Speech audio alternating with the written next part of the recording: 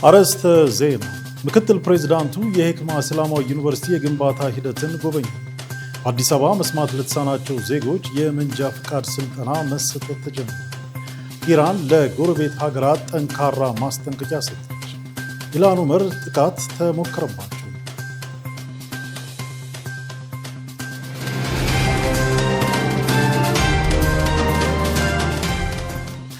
ሰላሙ አለይኩም ወራህመቱላሂ ወበረካቱ። ነጃሺ መረጃችን ተጀምሯል። ከመረጃዎቹ ጋር ሙስጠፋ መሐመድ። ቀዳሚው ላደረግነው ዜና አለፍን። ምክትል ፕሬዝዳንቱ የሂክማ እስላማዊ ዩኒቨርሲቲ የግንባታ ሂደትን መጎብኘታቸው ተገለጸ። የኢትዮጵያ እስልምና ጉዳዮች ጠቅላይ ምክር ቤት ተቀዳሚ ምክትል ፕሬዝዳንት ሼህ አብዱል ከሪም ሼህ በድረዲን የሂክማ እስላማዊ ዩኒቨርሲቲ ግንባታ አሁናዊ ሁኔታን ጎብኝተዋል። በማዕከላዊ ኢትዮጵያ ክልል በወራቤ ከተማ እየተገነባ የሚገኘው የሂክማ ዩኒቨርሲቲ የግንባታ ሂደት አሁናዊ ሁኔታ በጥሩ ደረጃ ላይ መገኘቱን መመልከት መቻላቸውን ሼህ አብዱል ከሪም ተናግረዋል። የኢትዮጵያ እስልምና ጉዳዮች ጠቅላይ ምክር ቤት ህዝበ ሙስሊሙን በማስተባበር በ2016 በመስከረም ወር ግንባታው የተጀመረው ዩኒቨርሲቲው ግንባታው ተጠናቆ የታለመለትን ዓላማ እንዲያሳካ ህዝበ ሙስሊሙ የተለመደ ሁሉን አቀፍ ትብብርን አጠናክሮ እንዲቀጥል ሼህ አብዱል ከሪም የአደራ ጥሪያቸውን አስተላልፈዋል። መረጃው የኢትዮጵያ እስልምና ጉዳዮች ጠቅላይ ምክር ቤት ነው።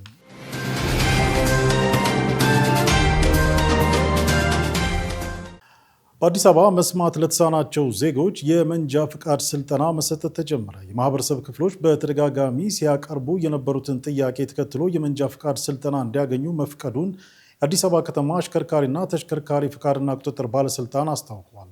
ባለስልጣኑ ውክልና በተሰጣቸው 143 የአሽከርካሪ ማሰልጠኛ ተቋማት የአሽከርካሪ ብቃት ማረጋገጫ ስልጠናው ይሰጣል መባሉን የሀገር ውስጥ ሚዲያ ዘግቧል። ስልጠናው ከተጠናቀቀ በኋላ በባለስልጣን መስሪያ ቤቱ የንድፈ ሀሳብና የተግባር ፈተና ይኖራል ተብሏል።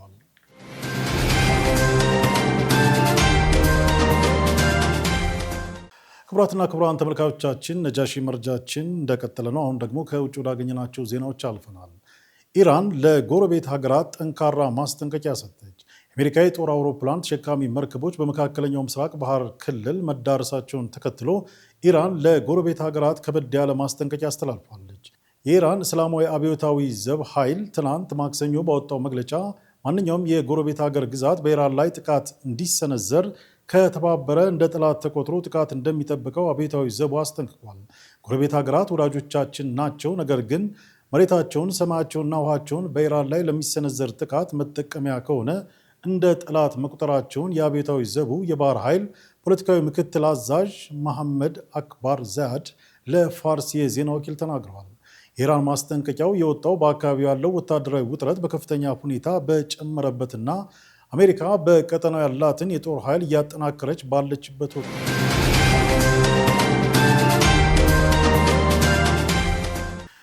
ኢራን የቀጥታ ወታደራዊ ልምምድ ጀመረች።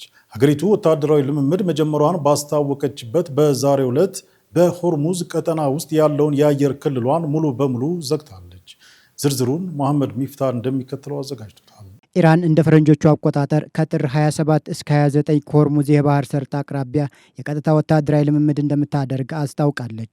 ይህንንም ተከትሎ በሆርሙዝ ቀጠና እስከ 25000 ጫማ ከፍታ ድረስ ለወታደራዊ ልምምዱ የአየር ክልሏን ዝግ እንደምታደርግ ይፋ አድርጋለች። ፕሬዚዳንት ትራምፕም ቀደም ብሎ በመካከለኛው ምስራቅ የዩኤስ ወታደራዊ ልምምድ እንደሚደረግ አስታውቀው ነበር። የአሜሪካ ማዕከላዊ እዝ በመካከለኛው ምስራቅ የሚደረገው ወታደራዊ ልምምድ ለብዙ ቀናት ይቆያል ብሏል።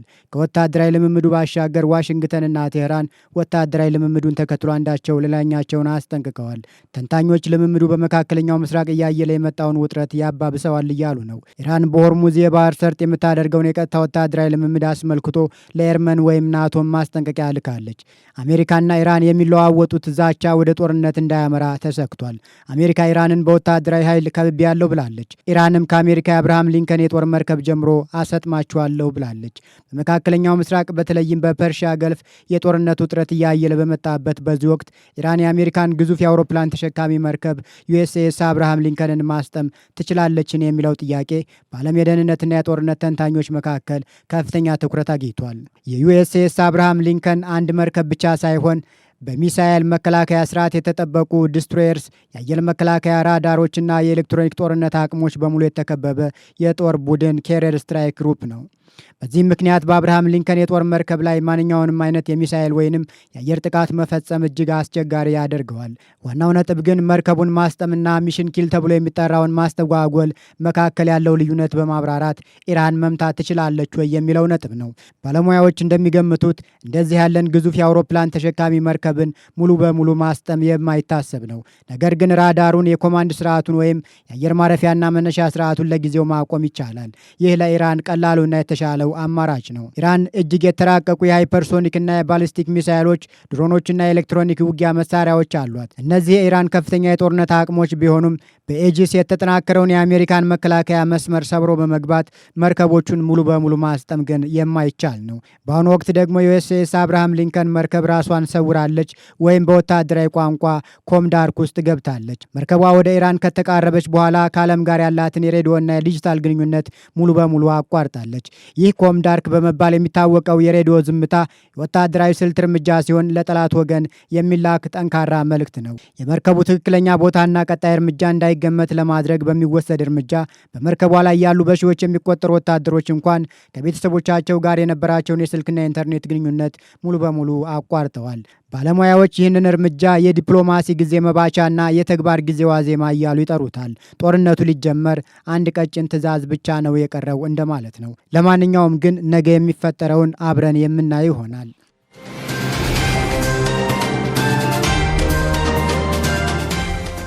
የኢራኑ ፕሬዝዳንት ማሱድ ፔሽኪያን ከሳውዲው ሉል መሐመድ ቢን ሰልማን ጋር መከሩ።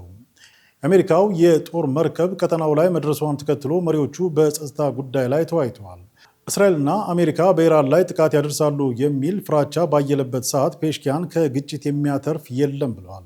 አሜሪካ ቀጠናውን ከማወቅ የተሻገረ ምንም የምታገኘው ጥቅም የላትም ብለዋል የኢራኑ ፕሬዝዳንት ከሞሐመድ ቢን ሰልማን ጋር ሲወያዩ። ሳውዲ አረቢያ ለቀጠናው መረጋጋት ቁርጠኛ መሆኗንም አረጋግጣለች። ሪያድ በቴህራን ላይ የሚፈጸምን ጥቃት እንደማትቀበለው ቢን ሰልማን አስታውቀዋል። ሳውዲ ቀጠናው ደህንነቱ የተጠበቀ ይሆን ዘንድ አበክራ ትሰራለች ያሉት ኤምቢኤስ በትብብር በቀጠናው ደህንነት ላይ መስራት አለበት ብለዋል። የአሜሪካ የዩኤስኤስ አብርሃም ሊንከን የጦር መርከብ ህንድ ውቅያኖስ መድረሷን ተከትሎ ስጋቶች ከፍ ብለዋል። መካከለኛው ምስራቅ ጦርነት በቅርቡ ሊቀሰቀስበት ይችላል ሲል አልጀዚራ ዘግቦታል።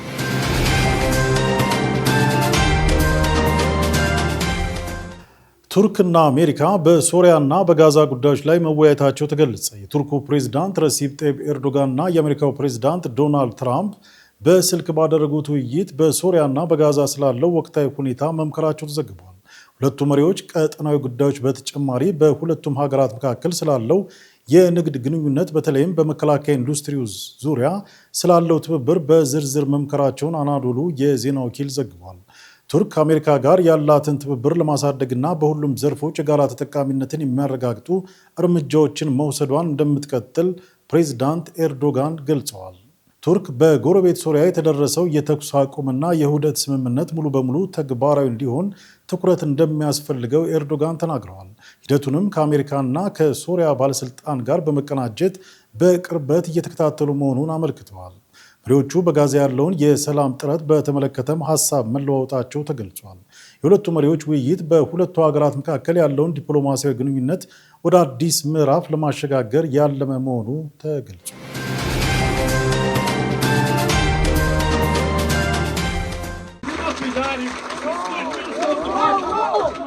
ኢልሃን ኡመር ጥቃት ተሞከረባቸው። የሚኒሶታ ግዛት ተወካይ ኢልሃን ኡመር በከተማው አዳራሽ ንግግር እያደረጉ ሳለ ጥቃት ደርሶባቸዋል። ጥቃት ለማድረስ የሞከረው ግለሰብ ወዲያው ተይዟል ቢባልም ለአሜሪካ ባለስልጣናት ደህንነት ስጋት የደቀነ ክስተት ሆኗል። ኢልሃን ኡመርም ምንም አይነት ጉዳት ያልደረሰባቸው ሲሆን ህዝባዊ ተቃውሞ በበረታበት ሰዓት የተፈጸመ ድርጊት መሆኑ ግን ስጋቱን በሚኒሶታ ከፍ አድርጎታል። ምንነቱ ያልታወቀው ቁስ ኢልሃን ላይ ተጠርጣሪው ረጭቶባቸዋል። ዜናው እስከተጠናከረበት ሰዓት ድረስ ግለሰቡ ላይ ክስ ስለመመስረቱ የአካባቢው ባለስልጣናት ያሉት ነገር የለም። ከአደጋው በፊት ኢልሃን ኡመር የአሜሪካ የስደትና ጉምሩክ ተቆጣጣሪዎች ከሚኒያፖሊስ መውጣት እንዳለባቸው ንግግር ሲያደርጉ ነበር። የአይሲሲ ኃይሎች ህዝቡ ላይ በሚያደርሱት ጫና ምክንያት ተቃውሞ ገጥሟቸዋል። እስካሁን ዋይት ሀውስ በጉዳዩ ላይ ያለው ነገር የለም።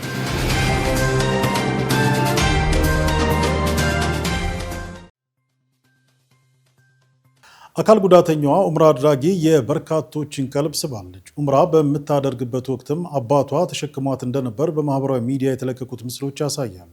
አባቷም ያረብ ይችን መልአክ የመሰለች ልጅ በቤትህ ይዤ ተገኝቻለሁ፣ በተአምርህ ከዚህ ቤት በእግሮቿ ተራምዳ እንድትመለስ አድርግ፣ ለአንተ ምንም የሚሳነ ነገር የለም ሲሉ ዱዓ ሲያደርጉ ተደምጠዋል።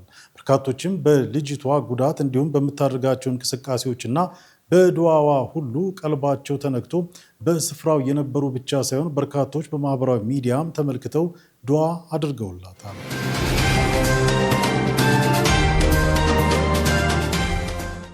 አሁን ደግሞ የተመራረጡ የቢዝነስ መረጃዎችን ወደ እናንተ እናደርሳለን። ዙበይዳ ሀሰን አዘጋጅተዋለች። ኢንዱስትሪዎች የሀገር ውስጥ ምርቶችን እንዲጠቀሙ የሚያግዙ ማበረታቻዎች ተፈጻሚ የተደረጉ መሆናቸውን የኢንዱስትሪ ሚኒስቴር አስታውቋል። ይህ የተገለጸው ስድስተኛው የፊንቴክ የቤት እቃዎች የቤተ ውበትና የግንባታ አጨራረስ አውደ ርዕይ በአዲስ አበባ መካሄድ በጀመረበት ወቅት ነው። አውደ ርዕዩ አምራቾችንና አስመጪዎችን ምርትና አገልግሎታቸውን ለገበያ የሚያስተዋውቁበት መድረክ እንደሆነም ተዘግቧል። በኢንዱስትሪ ሚኒስቴር የተኪ ምርት ተወዳዳሪነት መሪ ስራ አስፈጻሚ የሆኑት መሳይ ውብሸት መንግስት የገቢ ምርቶችንና ወጪ ምርቶችን ለማመጣጠን በትኩረት እየሰራ ይገኛል ሲሉ በመድረኩ ላይ ተናግረዋል። ከጥር 19 ቀን እስከ ጥር 22 ቀን 2018 ዓመት በሚካሄደው አውደ ርዕይ ላይ ከ50 በላይ የሀገር ውስጥ ኩባንያዎችና 4000 በላይ የንግድ ማህበር አባላት ይሳተፉበታልም ተብሎ ይጠበቃል። የናይጄሪያ ኒጀር ክልል ከእስልምና ልማት ባንክ ጋር በመተባበር ከሰሃራ በታች የመጀመሪያውን የፀሐይ ኃይል ማመንጫ ፕሮጀክት ሊገነባ መሆኑ ተነግሯል። 162 ሚሊዮን ዶላር የሚያወጣው ፕሮጀክቱ በ200 ሄክታር መሬት ላይ ያርፋል ነው የተባለው። የኒጀር ክልል የፀሐይ ኃይል ማመንጫ ፕሮጀክት ለበርካታ ማህበረሰቦች አማራጭ የኤሌክትሪክ ኃይል ያቀርባል ሲሉ የኒጀር ክልል አስተዳዳሪ የፕሬስ ዋና ጸሐፊ የሆኑት ቦሊንጌ ኢብራሂም ገልጸዋል። ፕሮጀክቱ በኒጀር ክልል አሁን ካለው የ2000 ሜጋዋት ኃይል ምርት ላይ ተጨማሪ አቅም በመጨመር ለሀገራዊ ኤሌክትሪክ ኃይል አቅርቦት መረጋጋት ትልቅ አስተዋጽኦ ይኖረዋልም ተብሏል። በርከት ያለ የገንዘብ መጠን ከሚዘዋወርባቸው ቢዝነሶች አንዱ የእግር ኳስ ዘርፍ ነው። ከዚሁም ጋር በተያያዘ አንድ መረጃ ላድርሳችሁ። አቡዳቢ በዓለም የመጀመሪያውን የማንቸስተር ሲቲ ብራንድ የመኖሪያ መዳረሻ ልትገነባ መሆኑ ተሰምቷል። የውሃና ልማት በአቡዳቢ በሚገኘው የያስ ካናል የባህር ዳርቻ ላይ የማንቸስተር ሲቲ ብራንድ የመኖሪያ ፕሮጀክትን ሊገነባ ነው የተባለው። ባለብዙ ቢሊዮን ድርሃም የሆነው የማንቸስተር ሲቲ የአስ ሬዚደንሲ 1.67 ሚሊዮን ካሬ ሜትር ስፋት ይሸፍናል ሲልም ኦሃዮ ተናግሯል። ፕሮጀክቱ በዓለም የመጀመሪያው የማንቸስተር ሲቲ ብራንድ የመኖሪያ መዳረሻ እንደሚሆንም ነው የተነገረው። በአረብ ኤሜሬት የእግር ኳስ ብራንድ የሆነው የሪል ስቴት ፕሮጀክት እየተስፋፋ መምጣታቸውን መረጃዎች ያሳያሉ። በዚህም ዳማክ ፕሮፐርቲ ከሌላ የእንግሊዝ ፕሪሚየር ሊግ ክለብ ቼልሲ ኤፍሲ ጋር በዱባይ ማሪታይም ሲቲ የቼልሲ ሬዚደንሶችን ለመገንባት እቅድ አለውም ተብሏል። ባለ 6 ማማ የቼልሲ ፕሮጀክት ከ1400 በላይ የባህር ዳርቻ ቤቶችን የሚያስተናግድ ሲሆን የመነሻ ዋጋውም 2.2 ሚሊዮን የአውስትራሊያ ዶላር ወይም ደግሞ ከ590 ሺህ በላይ የአሜሪካ ዶላር ይሆናልም ብሏል ዘገባው።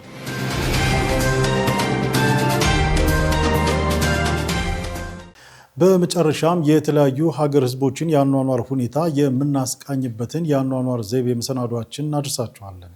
መሐመድ ሚፍታህ እንደሚከተለው ያቀርበዋል። ባለፉት ቀናት ከባድ የበረዶ ማዕበል እንደሚወርድ ደጋግሞ ማሳሰቢያ የተሰጠባት ዩናይትድ ስቴትስ በአንዳንድ አካባቢ እንደተፈራው ባይሆንም አንዳንዱ ጋር የወረደው የበረዶ ክምር እንደተፈራው ችግር ፈጥሯል። ሰሞኑን በተለይም ቅዳሜና እሁድ አሜሪካ ላይ ከባድ ቅዝቃዜና የበረዶ ሽንፍር ተከስቷል። የክስተቱን ክብደት የተገነዘቡት ባለስልጣናትም ህዝቡን ደጋግመው ሲያስጠነቅቁ ነበር። በአሜሪካ የተፈጠረውን በረዶ የቀላቀለ ዝናብ ተከትሎ በርካታ በረራዎች ተሰርዘዋል። የአሜሪካ አየር መንገዶች 93 በመቶ የሚሆነውን በረራቸውን አቋርጠዋል። በዚህ የሰማይ ማዕበል በአሜሪካ ወደ 1 ሚሊዮን የሚጠጉ ዜጎች የኤሌክትሪክ ኃይል ተቋርጦባቸዋል።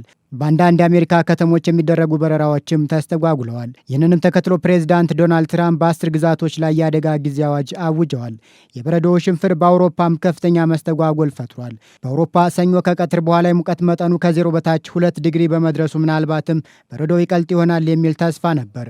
ውሃ ደግሞ ከ0 በታች ባለ የሙቀት መጠን ሲቆይ በረዶ እንደሚሆን ይታመናል። በረዶ አዘውትሮ በሚወርድበት አካባቢ መኖር በራሱ አንድ ተግዳሮት እንደሆነ ክረምቱ በመጣ ቁጥር የሚታይ እውነታ ነው። በጀርመን ሰዎች ከየደጃቸው በረዶውን ማለዳ ተነስተው ማጽዳት ይጠበቅባቸዋል። ያልጸዳው በረዶ ምክንያት ሰዎች ቢወድቁና ቢጎዱ የመድህን ዋስትናው ተጠያቂና አሳካሚ የዚያ ቤት ባለቤት ወይም ነዋሪ ይሆናል። እናም በረዶ ወረደ ማለት ለእነዚህ ወገኖች በቅዝቃዜው ላይ ተጨማሪ ተጠያቂነት ያለበት ስራ ይኖራል። ያልተለመደ የተባለው ከፍተኛ ቅዝቃዜ የጠናው ሩሲያም ነው። አንዳንድ አካባቢዎች የሙቀት መጠኑ ከ0 በታች 30 ዲግሪ ወርዷል። ይህ ደግሞ ከተለመደው የክረምት ወቅት ቅዝቃዜ ከ9 እስከ 14 ዲግሪ ቅዝቃዜው ጨምሮ ፈጥረዋል ማለት እንደሆነ የሀገሪቱ የአየር ሁኔታ ትንበያ ተቋም ገልጿል። በእነዚህ አካባቢዎች በተለይም በአሁኑ ወቅት ህይወት አስቸጋሪ ይሆናል። ማታ በሰላም የተዘጋው በር ጧት በበረዶ ሊሸፈንና ላይከፈት ይችላል። በተወሰነ ጊዜ ውስጥ መንገድ፣ ቤት፣ መኪና ወይም ሌላ ነገር በበረዶ ተሸፍኖ በቀላሉ ሊጠፋ ይችላል። በእነዚህ አካባቢዎች ህይወት ከመቼውም ጊዜ በላይ አስቸጋሪ እየሆነ መጥቷል። በረዶ አስከትሎት የሚመጣው አደጋና ትርምስ አሉታዊ ጎኑ ቢሆንም ለተፈጥሮ ሚዛን አስጠባቂነቱ በግልጽ ይታያል። የበረዶ ክምር በሚያስተናግዱት ሀገራት የከርሰ ምድር ውሃ የመጠራቀሚያው አንዱ መንገድ ከመሆኑም በተጨማሪ በሙቀቱ አየር የሚፈጥሩና የሚራቡ አንዳንድ ተዋሲያን የማጥፊያ ተፈጥሯዊ ስልት በመሆንም ያገለግላል። መሬቱም ለወራት አገግሞ ቅዝቃዜው ሲለቅ ለሚዘሩት ተክሎችም ሆነ አዝርዕት አዎንታዊ አስተዋጽኦ እንዳለው የግብርና ዘርፍ ባለሙያዎች ይናገራሉ።